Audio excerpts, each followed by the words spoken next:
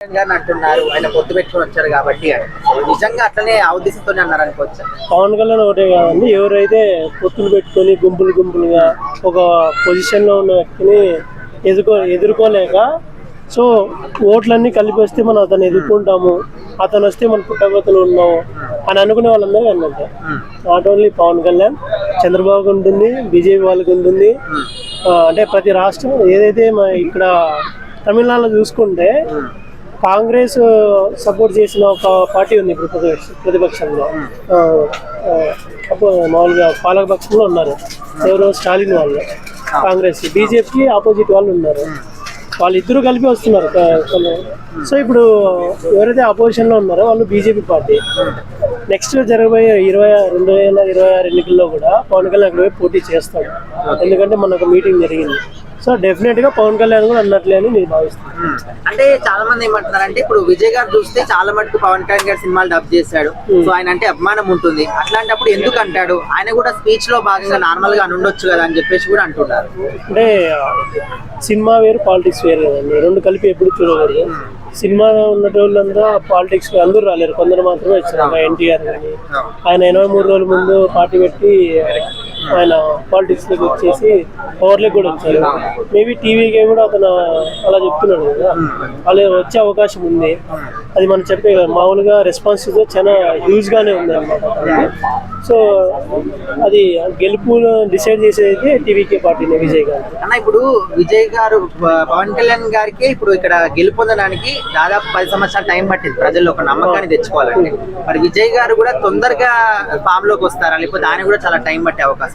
పవన్ కళ్యాణ్ అనేది part time politician అండి. ఆయన ఏమో డైరెక్ట్ గా పాలిటిక్స్ లోకి వచ్చి జనాలకి ఏమైనా చేయాలనుకుంటే, చెప్పాలంటే జగన్మోహన్ రెడ్డి గారి కంటే ముందు వచ్చారు పాలిటిక్స్ లోకి. 2009లోనే ప్రజారాజ్యం పార్టీలో ఒక వింగ్ కి ఆయన హెడ్ గా ఉన్నారు. అంటే ఇది 2025, ఆల్మోస్ట్ 14 సంవత్సరాలు 16 సంవత్సరాలు అయింది. 2014లో కూడా పార్టీ పెట్టిన తర్వాత కూడా ఆయన పోటీకి వెళ్ళలేదు. అంటే ఆయనకి అభద్రత భావం ఉండేది అనమాట, నేను గెలిచలేను, ఒకరికి సపోర్ట్ చేయగలను అన్నట్టు. ఆయన ఫిట్నెస్ లేదు ఆయనకి, నాయకత్వానికి నమ్మకం లేదు, అందుకని అట్లా. కానీ విజయ్ గారు లేదు కదా, విజయ్ గారికి ఏంటంటే ఆయన నాకు తెలిసి క్రిస్టియానిటీ ఓటు ఎక్కువ ఉంది. సో ఆయనకి ఒక ఏమంటారు మెగాస్టార్ లాగా చూస్తారు తమిళ్లో, అతను ఒక మెగాస్టార్ లాగా చూస్తారు. సో ఆయనకి దమ్ము ఉంది అని అనుకోని ఆయన ఒక పార్టీని వేస్తుంచి ఆయన అదేమంటారు ఇన్స్పిరేషన్గా చాలా మంది అంబేద్కర్ని వాళ్ళ సైడ్ ఎవరైతే ఫ్రీడమ్ ఫైటర్ పాల్గొన్నారో వాళ్ళందరినీ తీసుకుంటున్నారు. సో చూద్దాం ఎలా ఉంటుంది. పోటీ చేయడంలో తప్పులేదు, జనాలు కావాల్సింది పాలిటిక్స్లో ఎంటర్టైన్మెంట్ కంటే మించి ఏం లేదు. ఆ డైలాగ్ చెప్పాడంటే చాలా మంది రీచ్ అవ్వాలి, అది చెప్పిన దాని నిజం ఉంది కదా. రేపొద్దున 2026లో పవన్ కళ్యాణ్ పోయి అక్కడ అదేమంటారు ప్రచారం చేయకపోతే అప్పుడు పవన్ కళ్యాణ్ వర్తించినట్లు. ఒకవేళ పవన్ కళ్యాణ్ అక్కడ ప్రచారం చేశాడు అనుకో, ఖచ్చితంగా పవన్ కళ్యాణ్ వర్తించినట్లు. సో మరి మీరు ఒక మాట అన్నారు కదా, ఇప్పుడు మెగాస్టార్ గారు లాగా చూస్తారు అని చెప్పేసి, మన దగ్గర కూడా మెగాస్టార్ గారు పొలిటికల్ పార్టీ పెట్టారు. అవును, మరి రాలేదు, వెనకడికి వేసి మళ్ళీ రిటర్న్. అంటే ఎన్టీఆర్ గారు వచ్చారు 83 మెగాస్టార్ అంటున్నారు కదా. సో ఎన్టీఆర్ లాగా కూడా ఆయన గెలుపొందే అవకాశం ఉంది కదా. మెగాస్టార్ గారు కూడా చాలా మంది ఫ్యాన్స్ వచ్చారు. బట్ 18 అభిమానం వేరు, పాలిటిక్స్ వేరు. అదే అండి నేనేమంటున్నాను, ఆయన అధైర్యపడలేదు పవన్ కళ్యాణ్ లాగా, నేను ఓడిపోతే ఎలాగా నా పరిస్థితి ఏంటి ఫ్యూచర్ అనేది. ఫస్ట్ దిగిన తర్వాత 18 సీట్లు గెలిచినాడు. కానీ చిరంజీవి ఏమైంది, తర్వాత కాంగ్రెస్ లో కలిపినాడు. కానీ ఎన్టీఆర్ అట్లా చేయలేదు కదా, ఈ రోజు కూడా పార్టీ ఉంది. సో టీవీకే పార్టీ కూడా అలాగే ఉండదు చెప్పలేము ఒకసారి, ఎందుకంటే ఇంతకు ముందు కూడా ఒకటి రిపీట్ అయ్యింది. మోస్ట్లీ తమిళనాడులో ఏంటంటే సినిమా యాక్టర్లకి ఎక్కువ ఆకర్షణీయత ఇంపార్టెన్స్ ఉంటుంది అన్నమాట. ఇంతకు ముందు సినిమా యాక్టర్లు ఎవరో అయ్యారు, నాకు గుర్తులేదు, సీఎం కూడా అయ్యారు. జయలలిత గారు కూడా సినీ ఇండస్ట్రీ నుంచి వచ్చిన వాళ్ళే, వచ్చే అవకాశం ఉందన్నమాట. ఎందుకంటే జనాలు కొత్తదనాన్ని కోరుకుంటారు. సో చూద్దాం అనేది ఉంటుంది, డెఫినెట్గా మార్పు అయితే వస్తుంది.